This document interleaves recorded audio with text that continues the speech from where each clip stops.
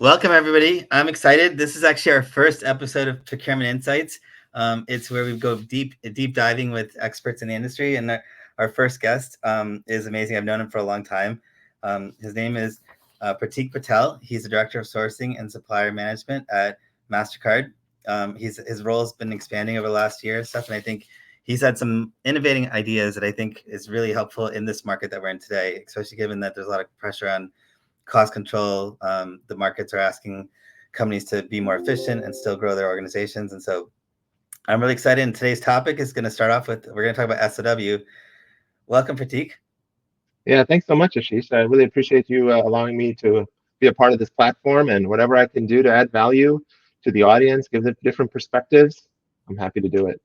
Absolutely. It's our honor. So I think one of the things that I'd like to start off with is there's so many different interpretations of what SOW is in the marketplace. And I can tell you honestly, when people used to ask me if I did it, I said no. And then I realized that everyone else is doing it in different ways. And so then I rechanged my service offering to define what we actually do.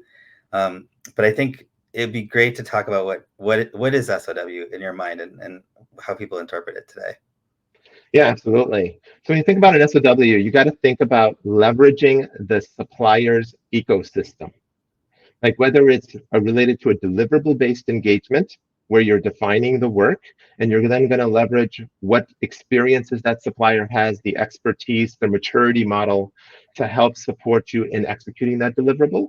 Or you're thinking about it in terms of talent, but the talent is still like it can be on time and material, for example, but it's still leveraging that supplier's ecosystem. That talent is an enabler of that supplier's ecosystem. That's the difference when you think about an SOW versus when you just think about contingent staffing and you just are really trying to get the talent. You just care about the talent and you're not necessarily leveraging the staffing agency's ecosystem and their know-how and expertise to help drive the execution of what you need to get done. Okay. And so kind of give me the characteristics of a contingent staffing supplier versus a SOW supplier. Yeah, absolutely. And I think this is critical for any company as you're going up the maturity curve in terms of your contingent workforce program is really being able to delineate what is contingent staffing versus SOW. And so when you think about contingent staffing, it's really about leveraging the talent and finding the talent that you need based on a job requisition. And that's what the focus is. And so for MasterCard, that is a vendor blind program for us, right? That we have where we have a job requisition. Based on that job requisition, we might have an intake call with the business, with those suppliers that are part of our ecosystem, and then they're helping to fill it for the talent. And the manager doesn't even know who the supplier is unless they actually look in their time card and maybe see the reference to the supplier name or ask the resource. That's how much of a vendor blind program it is. When you think about SOW, there is a governance and a cadence that happens between that manager and the supplier. And that is critical because it is truly about leveraging the supplier ecosystem. So there are three parts that really define the characteristics of an SOW supplier versus contingent staffing. The first is that it's about minimizing the handholding over time. Managers do not have a lot of discretionary time. And if they are going to be expecting a talent paid on time and material, right, to be able to support them, then there has to be an accountability where the supplier must provide the coaching, the reskilling, the upskilling that might be required for that talent based on the cadences that they're having with the manager. So that's number one, right, is minimize the handholding. Number two, it's being an enabler to be a problem solver. It doesn't mean that the talent that's supporting us has to be able to be the problem solver, but they have to be an enabler for it. Enabler means that they're activating their supplier ecosystem to be able to help solve that problem. And that ecosystem involves the maturity of the practice that's been invested by that supplier around the area that the talent is supporting us around. It involves subject matter experts that may exist that can help to provide specific insights, thought leadership to help solve the problem, or it may be related to just previous work that has been done for many other customers before.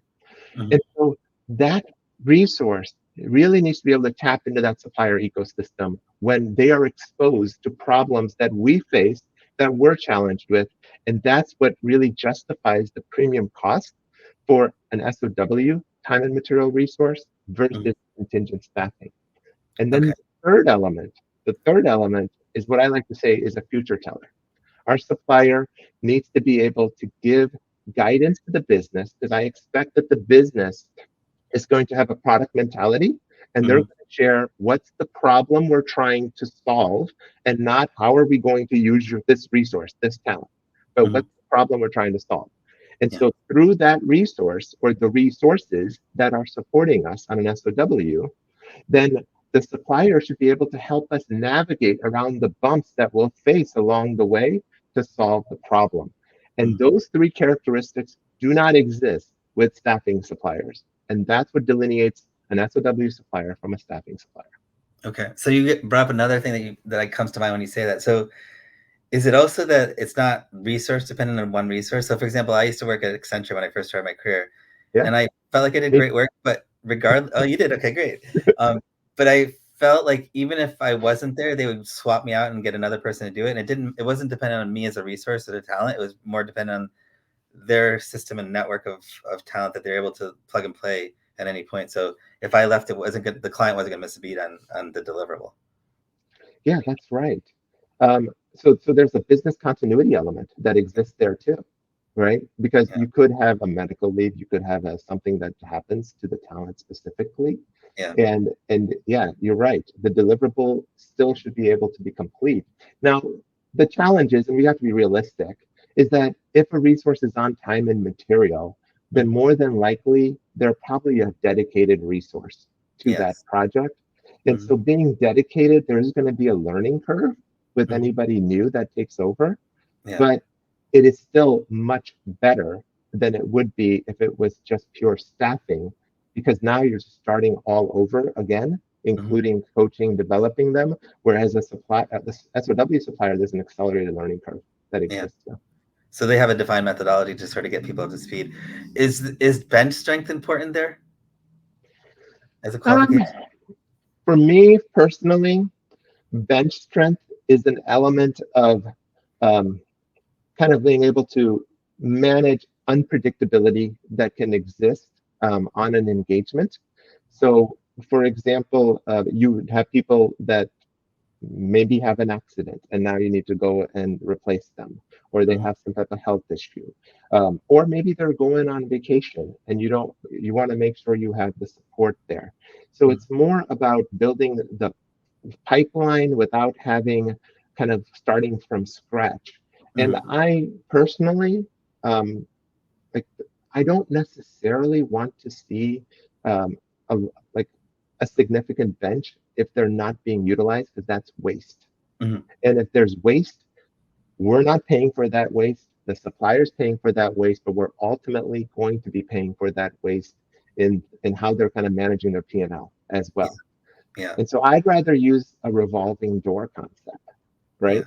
Which is that you're intentionally hiring based on our need. You're going through an academy that aligns with what our needs are.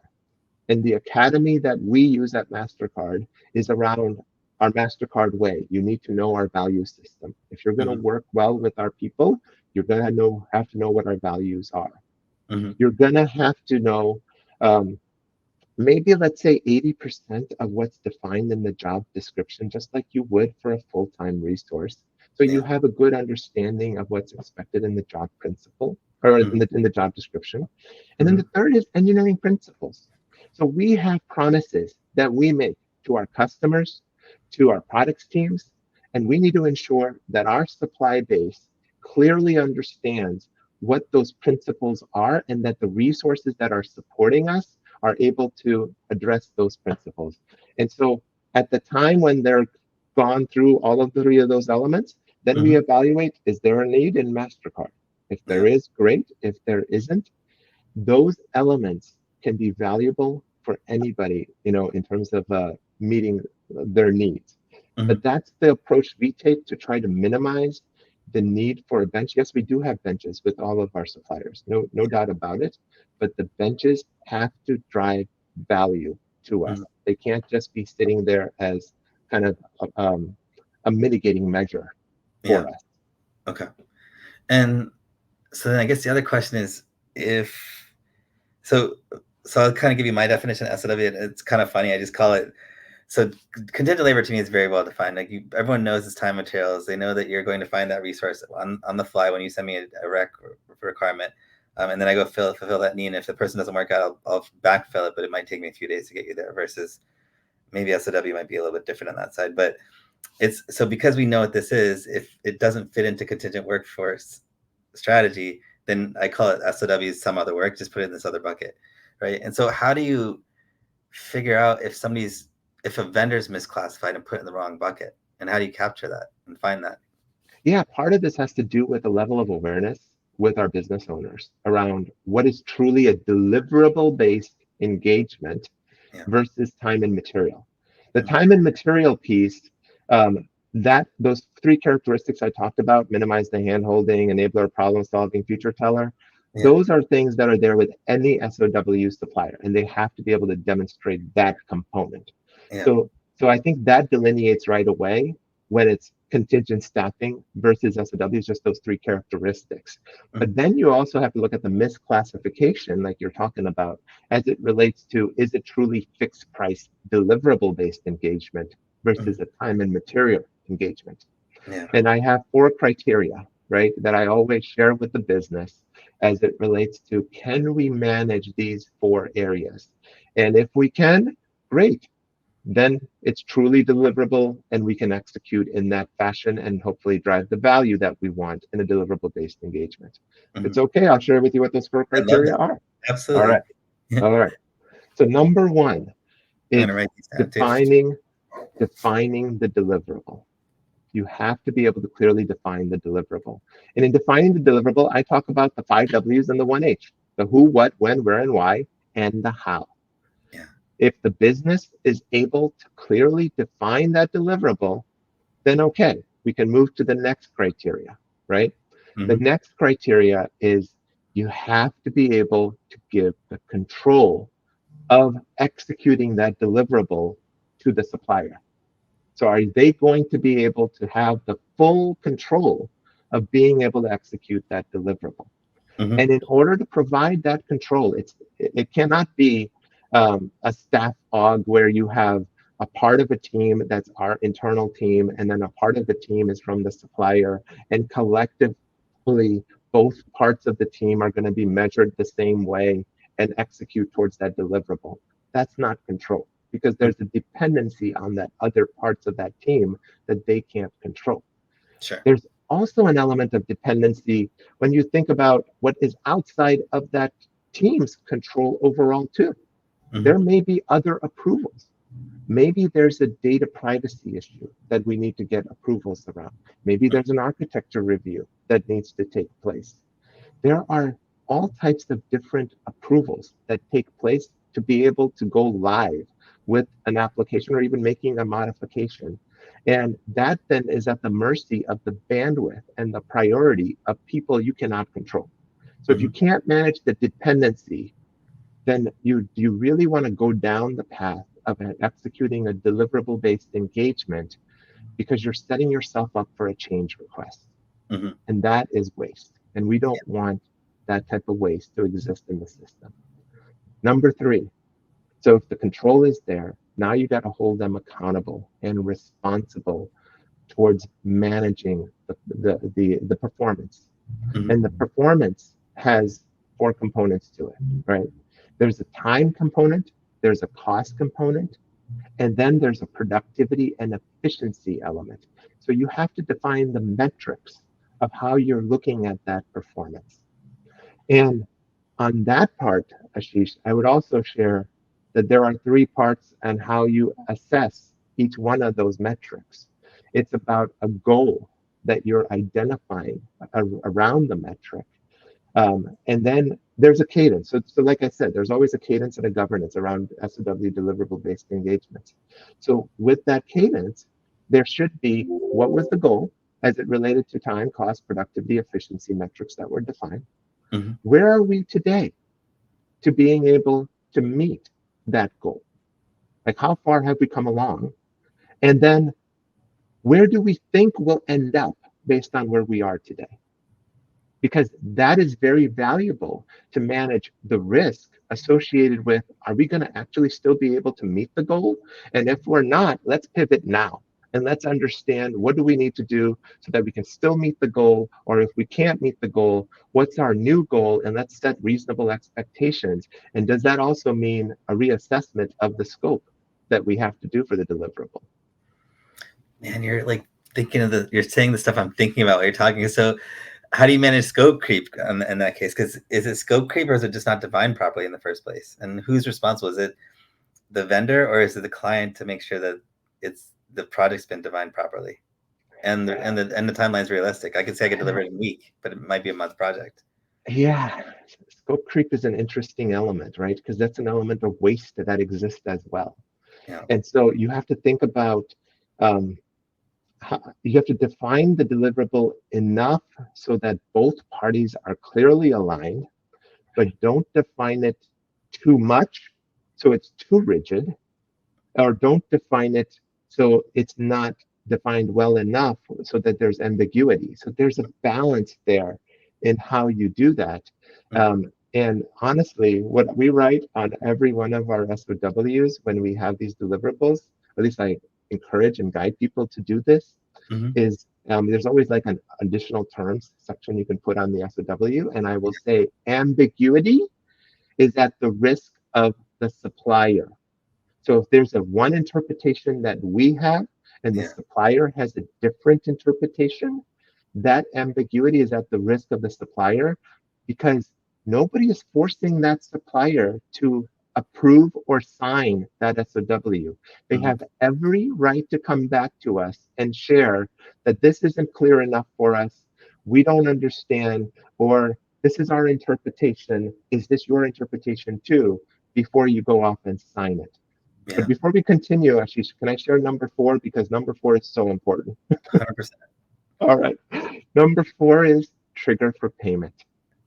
This one is the flag that I see more often than not as to why there are so many fake deliverables out there.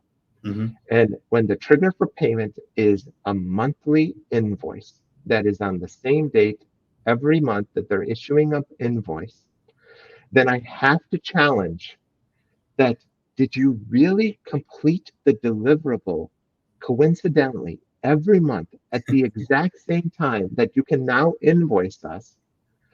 Or there is one exception that I would share, and the exception is when it's a managed service. And a Mm-hmm. managed service agreement means that you have a repetitive task that you're completing, and there's a unit of measure that you are paying against for that repetitive task. And if that's the case, where it's absolutely the same task every single month, and maybe there's a different cost based on different volume ranges of that repetitive task, Mm-hmm. then okay, you can invoice on a monthly basis. Otherwise, you only invoice when the service is rendered, not on a monthly basis. Because to me, that's capacity. Then, in some way, it gets back to capacity, and that's time and material. So interesting. So you could literally go through your SW vendor list and tie that back to looking at the frequency of invoicing. And if the frequency of invoicing seems to be consistent, then that's the first trigger to say, okay, That's right. is this really an SOW? That's correct. And that's And a that's very fast way, right, to yeah, know where your fake deliverables are, yeah. or at least have the ability to go and probe and flag so that you can kind of further investigate where the fake deliverables are Hmm. versus what should be time and material. Definitely. So going into that, I love the conversation we had about the 8 forms of waste in SOW. So can we talk about that, please? Yeah, absolutely. So when we talk about the 8 forms of waste, right?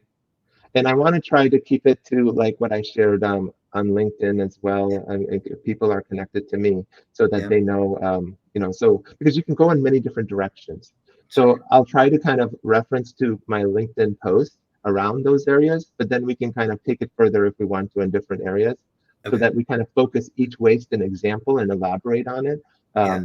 from what we discussed before. So the 8 forms of waste is around this terminology of downtime, right? And if you're familiar with lean, lean is all about flow and enabling flow to take place. And if Hmm. flow can't take place, then there's non-value added activities that are taking place that are stopping us from completing one step to the next step to the next step that our customers are willing to pay for. Yeah. And Makes sense. so the waste is a non-value added activity. And so this acronym of downtime defines those 8 forms of waste.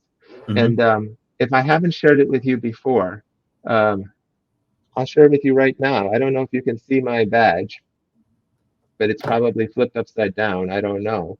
But on my badge, I have the 8 forms of waste that I put, as well. And it's a muscle memory for me, but it's Yeah. always there because Yeah. really, if people embrace these 8 forms of waste and think about them in their everyday tasks and activities that they need to support, Hmm. it is amazing the level of optimization that you can build into your ecosystem, and then that can drive a level of efficiency Hmm. that really I don't think anybody can you can match it, but you can't exceed it because you're driving towards optimization. So let's Yeah. talk about those 8 ways. So Yep. first is in the downtime acronym, D is for defect, O is for overproduction, W is for waiting, T is for transportation. Um, I'm sorry, N, so down, right? So down. N is for non-utilized resources. T is for transportation. I is for inventory. M is for motion, and then E is for extra processing. Hmm. So those are the acronyms. Now let's talk about it in terms of SOW execution and examples of each one of those wastes and how they can be managed. Hmm. Okay. So the first one is defect. To me, a defect is simply when you have a change request. A change request on an SOW to me is a defect. So you have to think about what was the root cause of why you have a change request Hmm. and what can you do so that you don't face the change request again in the future. Hmm. And so that starts with defining those 5 Ws and the 1H. Hmm.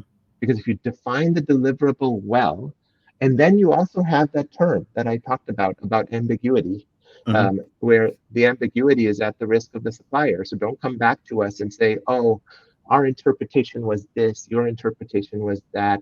And so as a result, we're going to have a change request because of that. A change request should really be there because we're completely changing the dynamics of what we're asking for.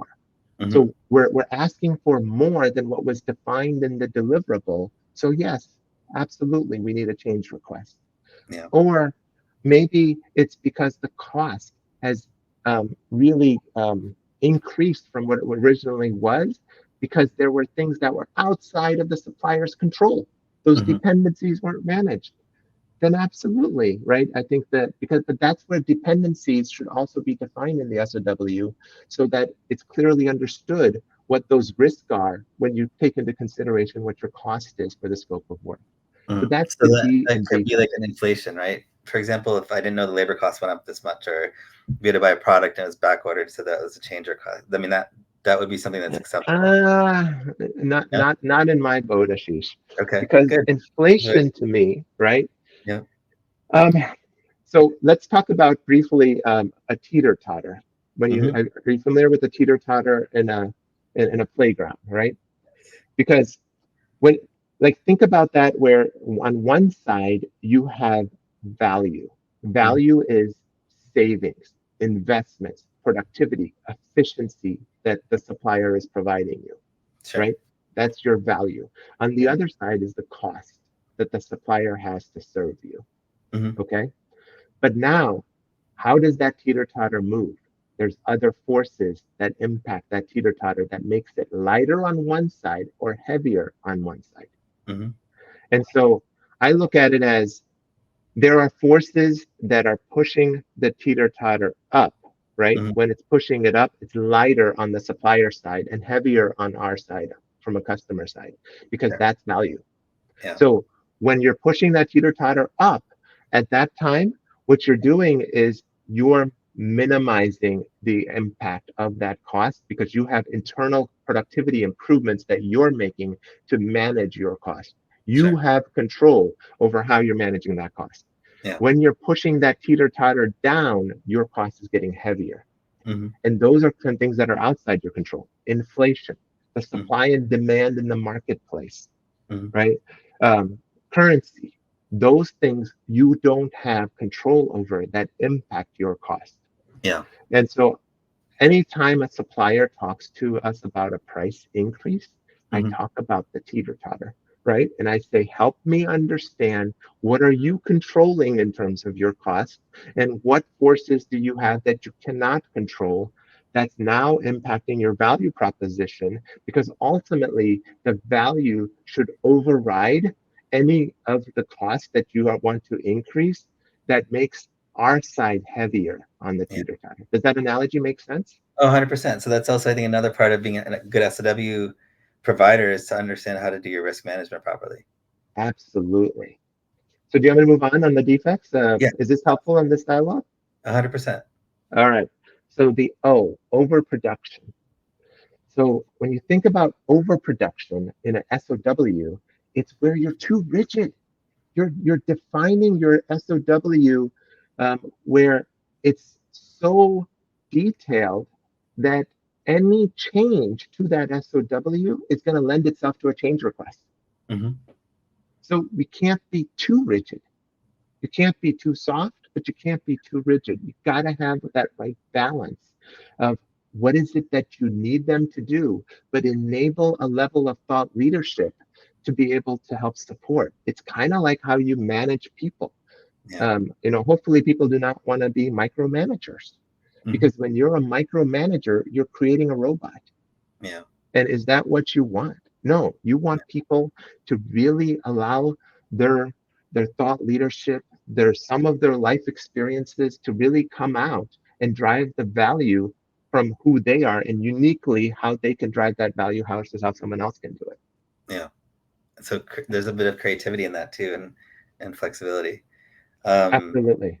but not over engineering it to the point where essentially if I made it so rigid, then every change request essentially turns into time materials anyway, right? Because you're Yeah, exactly. literally So then the W, waiting. yeah. Waiting is where now you have to so there's multiple layers, there's multiple people maybe involved where you need to get an approval before you can move forward. So Hmm. you need to be thinking about why that exists. For example, in an SOW, you start talking about indemnification, termination, limitation of liability, IP. Yeah, you're probably going to involve your legal people. Hmm. And so you really got to challenge, does it really need to be in the SOW, or did we manage that well enough in our governing document that the SOW is based on, like your master services agreement, Hmm. that you don't need to then involve those people because it's all business risk and there's no legal risk that's involved in that SOW. Yeah. Yeah. And there's a level of efficiency. You don't want to keep negotiating. If I'm doing multiple SOWs, I don't want to keep negotiating the contract terms with you every time as a as a trusted partner. Yep, Right? that's right. Yeah. So then non-utilized resources.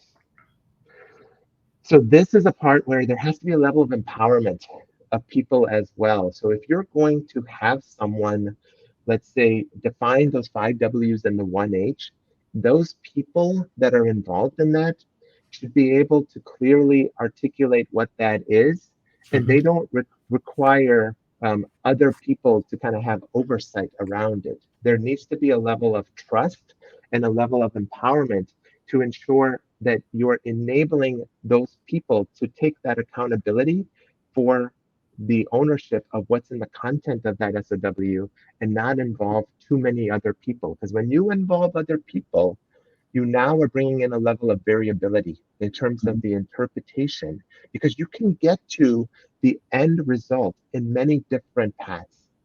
there's not one path that you to get to an end result. There's Yeah. many ways to get there. And so Yeah. when there's too much variability in what good looks like, then now that creates waste as Hmm. well. So Yeah. leverage your resources for the capability that they can bring. Love that. All right, transportation.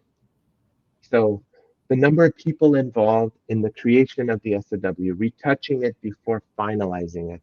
So how many handoffs are there, right, of Hmm. that SOW? How many times is it moving around? So it kind of gets a little bit to the non-utilized resources, Hmm. but it also gets into the aspect of hey, all the people that need to be involved in this creation of this, let's Hmm. all align, let's all get together maybe in one meeting versus like, okay, I've done my part, now here, I need you to do your part, and I need you to do your part. And then it doesn't really sync up. Hmm. It really looks like it's compartmentalized, right? Each one of those areas. Yeah.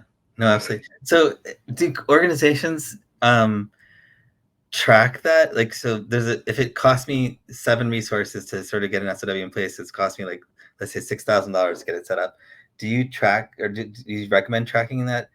Because if it's becoming too cost prohibitive, then we need to fix the process. So when it comes to tracking, I think about it as the cost of perfect information. Are Yeah, you familiar with that terminology? absolutely. Yeah. Okay. So yeah, you don't want to boil the ocean, but to get to a point where you can track it.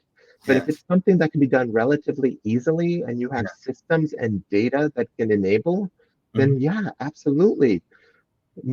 When you're tracking something, you're measuring something. When you're measuring something, now you're able to assess what good looks like and have a baseline and be Yeah. able to drive an optimization towards it Yeah. as well.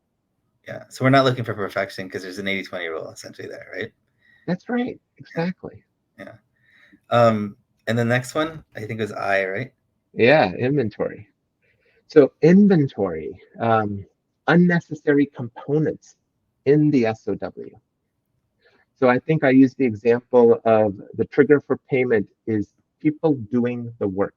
Hmm. Why waste time if you're ultimately paying for an hourly rate or some frequency of rate for those resources based on the hours that they're working, Hmm. then why detail out the deliverables in your SOW?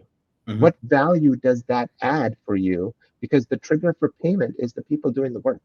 Yeah. The detailing out of those deliverables is something that should be a part of the governance and cadence that happens with the business and Yeah. how you're utilizing that resource. You don't have to define everything in your SOW, and in the end, you're just paying them an hourly rate. Hmm. True. Absolutely.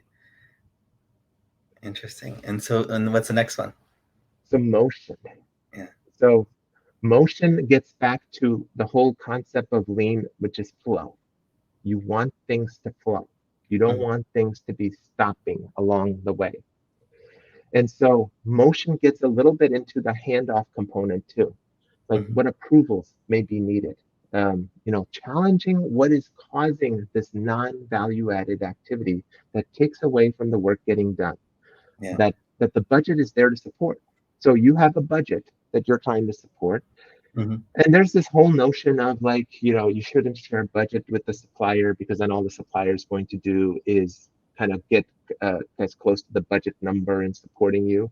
Hmm. Um, you know, or there could be a motion of or a thought process around yes, you should share something because you want to ensure that you don't look at anything that's above it because that's a waste for you because you don't have any more than that. So there's a pro and a con, just like Yeah. with everything.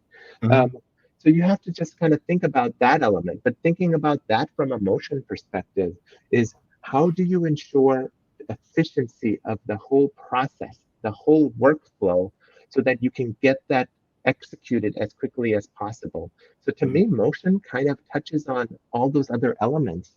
And if you do all the other elements well, then Yeah. you'll flow and you won't have the waste from that standpoint. Definitely. It's all kind of flowing together. The whole Yes. process. Yeah. And then E, extra processing. So you have to think about with extra processing, it like the common one I think about is reports, for Hmm. example. Like any report that is generated, there should be value added activity that's going to take place from that report. It's not just for the sake of, I need this report, and you're providing it on a monthly basis. And there isn't really an element of looking at, why do I need that report? What is it that I do with this report? But it's Hmm. like, no, I just need you to provide this for me. Because Yeah. if it's an audit requirement, then you should be able to readily produce that report when you need to, based on the data elements that you need to pull. But Hmm. you don't need to be sending that on a monthly basis. That just clogs up email, it clogs up people's time. Maybe Yeah. they're reviewing it, but they're not doing anything with it. Yeah. No, absolutely. So, That but what came to my mind is the TPS reports from Office Space. You said that it just yeah. creates a report for the sake of making a report. So in the SOW example, I think I used ensure that the boundaries are there to minimize legal review Yeah. upfront, because that's extra processing too. And so Hmm. I used that example earlier around those legal terms. They should Yeah. not be in the SOW. They should be managed in an MSA. Yeah. So those are the 8 forms of waste. Hopefully that helps understand around those 8 forms, and maybe some examples of how to minimize that in an SOW execution. Yeah. No, that makes sense. And I think it answers a lot of questions. Actually, also kind of helps me sort of define, like, so if you look at SOW in the market today, right, it's probably 10 times the size of contingent workforce in most programs today, right? And so why are we moving more to SOW from contingent workforce? And what are the drivers in your mind around the supplier ecosystem? Yeah, so I think there's probably 3 main things that I would share there.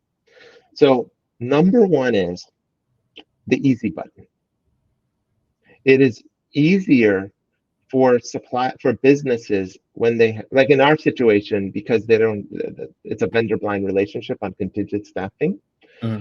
So it's easier for them to work with companies that they've already worked with in the past, that know exactly what their needs are, Hmm. and for them to then engage with them on additional needs that they have, because they already have an understanding of how the program works, what the tech stacks are, for example, and what is required to support the need, versus having to go into an intake call, explain that to the supply base, and then review resumes. And maybe when you're reviewing the resumes initially, you're also looking at it and thinking like, oh, I already told them what I wanted. Why are they sending me these people with these skill sets that's just not matching up? Yeah. Or you start interviewing people, and unfortunately, I hope you can appreciate, Ashish, with Gen AI, it's so easy to put a copy paste of your resume and have Gen AI redo it for you. And you could submit that. That makes you look like a rock star when it comes to what is it that, like, for the skill set. But when you interview the person and you ask them to kind of walk you through how to kind of demonstrate a specific skill, Hmm. they struggle. And that's waste now of that manager that they Yeah. had to go through for that interview. So those types of experiences, I Hmm. think, lends itself to an SOW. So that's number one, right? I think number two is, you want when it's you want one throat to choke, to be Hmm. honest. Yeah. And so when you have, and the needs are more often not just one individual or two, it's a team, or it's Yeah. multiple people that you need. And in that situation, you want that one throat to choke. You want that one accountability, versus contingent staffing. You don't have that. You got all these different throats. But I mean, yes, your MSP can manage it, right? Hmm. But still, it's not the same in terms of driving that accountability towards the objective. And I Yeah. think number three is, you want the thought leadership. You want to leverage the supplier ecosystem. Hmm. So you want the supplier to be able to help you solve problems that you're facing, not just the talent that's supporting. And you also want the supplier to help you navigate around those bumps that you're going to face towards the problem you're trying to solve. Hmm. So it's honestly everything you're saying to me. So because this is going to lead to our next question is, there's a level of knowledge and trust between the client and the vendor when it's SOW. It's a little bit closer of a relationship, and in that you need to have a certain amount of skill set and management on the client, on the vendor side, that actually understands how to do what's right for the customer in an efficient manner. And so having said that, versus contingent's more of, okay, I'm going to provide the service, but it's repeatable, but it's not necessarily always the same level of service. Um, what are your views on suppliers that are trying to shift from contingent to SOW? And is that possible? I know Yeah, there's an anomaly, but there's people kind of yeah. chase the ball, the soccer ball down the field if it's going in a certain direction. So, Sheesh, I think you know me well enough. I'm a process guy. So I Yeah, always have 3 points of views that I'm always going to share with you. And if yeah, I don't have those 3 points, then I don't have a justification from my perspective. yeah. So I'm going to show you the 3 points on this one, right? So I think number one is competency. You got to focus on core competency. Mm-hmm, And is your core competency about finding talent? Or is your core competency really about understanding technologies, understanding how technologies can be leveraged, applying those technologies, use cases that you've built? mm-hmm. So if you have that core competency where it's more about understanding the technology, Yeah. um, then I guess you can move into that space. Mm-hmm, But you're going to face a challenge when it comes to number two for us too, right? Number two for us is we need to clearly delineate SOW and contingent staffing, mm-hmm, because in our vendor blind program, we have tenure, mm-hmm, and tenure applies no matter what with mm-hmm, a contingent staffing resource. mm-hmm, Versus an SOW supplier, yes, tenure applies if they're on site or they're remote, but if they are working at an approved supplier location, then mm-hmm, tenure does not apply. And that will never exist for a contingent staffing supplier for us as an mm-hmm. approved supplier location. So Yeah, we need to clearly delineate. yeah, So if you're in both, we can't delineate that. And now what you've done is you created an unfair advantage for any supplier that is in both to mm-hmm, have an approved supplier location so that the business doesn't have to make a decision after 2 years. Do I hire the person? Do I replace the person? Or do I not even fill the position at all? yeah. And you break the vendor neutral role, right? Because I have That's to have right. close contact. That's right. So that's number two. Yeah. And then number three is um, I think it revolves around the fact that there are so many mature suppliers out there for us that have Mm-hmm, been doing SOW executions for many, many years, have built, invested billions in some cases into their practices as well. And for you to go in from contingent staffing into SOW, yes, you might be able to support an ad hoc project, but we're mm-hmm, trying to rationalize our supply base as well. And we're mm-hmm. trying to leverage the capabilities of our suppliers to drive the value that we're looking for. And Sure. it's tough for us to do that with like ad hoc projects with just a contingent staffing that's now an SOW supplier. And Yeah. the suppliers that know me in our ecosystem that are in contingent staffing, we've had these conversations. So they know exactly where we're coming from Yeah. and why we don't look at them for SOW. Because I want to be very transparent, right, with our supply base. Yeah. I want to do it with a level of decency and I want to give them respect because I appreciate their ambitions and their initiative, but I Right. want to make sure they know what they're getting into when it comes to the SOW space versus contingent staffing. Yeah. And this is brilliant. Um, and so do you think this trend around SOW is going to continue just in this market for the next few years? Or do you think we're going to, sometimes they say you pop the bubble on this side and you squeeze it and it comes opens on this side, and then we move back to this side and push it back on the contingent side. Do you think it's going to oscillate, or is the drive and value proposition a long-term solution at this point? Well, I think in general, you're always going to pay a premium for an SOW resource than a Yeah, contingent staffing. sure. Um, at least in theory, it should be that way. It's not necessarily there in all of our areas in our ecosystem because of how we manage. Yeah, But in theory, you're always going to pay a premium. And yeah. so the justification for the premium has to be there for Mm, the SOW. And if the justification is there, then absolutely you're going to continue to grow. yeah. And in our ecosystem, I think our managers see the value of what our SOW suppliers bring, but at the same time, they also recognize the flexibility with that right to hire Mm-hmm, and also building up their pipeline internally as they grow their different programs as well. mm-hmm, And so there's a place for contingent staffing. There will always be a place for contingent staffing where it's about the talent mm-hmm, and it's all about the talent. But then there's also a place for SOW where there's a justification of that premium mm-hmm. where that value can then come through, which is really around the ecosystem that you can leverage from that SOW supplier. Mm. And what about conversions of SOW talent within the supply chain? Like, is that an option?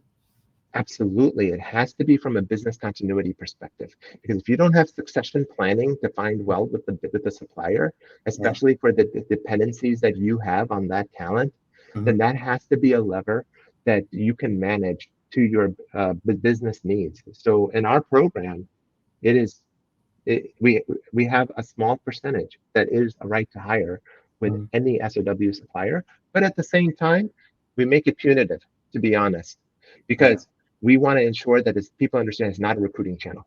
Hmm. SOW is not a recruiting channel. There's an investment that our suppliers make into their people. Yeah. And so it needs to be more from a business continuity perspective.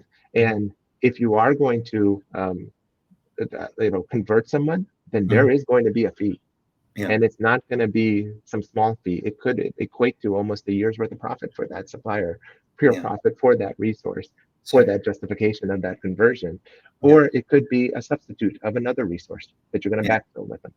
Yeah. Or it could be build, operate, transfer too as well, right? If that's It negotiated up could. front.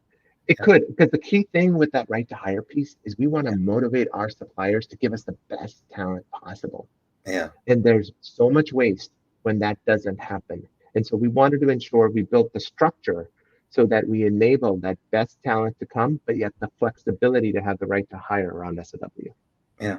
I love this. So this was great. I actually have like 60 other questions I could talk to you about for hours. So I would love for you to come back if that's okay, because we haven't talked about DEI, we haven't talked about CW at all. And I know a lot of people are excited about you coming on today. So if you're open to it, we'd definitely love to continue the series with you. Absolutely. All right. Thank you so much. This was amazing. All right. Take Okay. care. All right. Thank you.